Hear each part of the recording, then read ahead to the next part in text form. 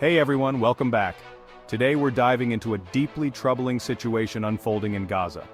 Recently, Hamas issued a stark warning that Israeli hostages held in Gaza would face dire consequences if Israel pursued a military solution instead of a negotiated settlement. This warning came after 6 hostages were found dead in Gaza. Israel claims they were brutally murdered by Hamas terrorists just before soldiers could reach them. Prime Minister Netanyahu has vowed strong retaliation, hinting at a response similar to the strike against Hezbollah in July. President Biden has been navigating some tough questions about his earlier comments, suggesting that Netanyahu wasn't doing enough to secure the hostages' release. Now he emphasizes ongoing negotiations with Qatar and Egypt to resolve the crisis. Back in Israel, the discovery of the 6 hostages' bodies has sent shockwaves through the nation. Protests and strikes have erupted, fueled by growing frustration over the government's handling of the hostage situation.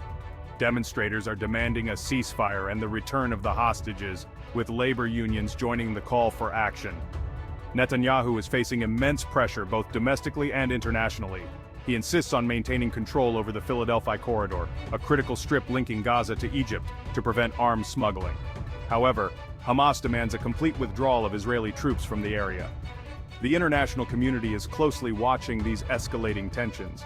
The UK has announced a partial suspension of arms exports to Israel, citing concerns over potential violations of international humanitarian law. The US maintains that Hamas bears sole responsibility for the hostage deaths and urges Israel to prioritize their safe return. The deaths of the hostages have exacerbated the anger and grief in Israel.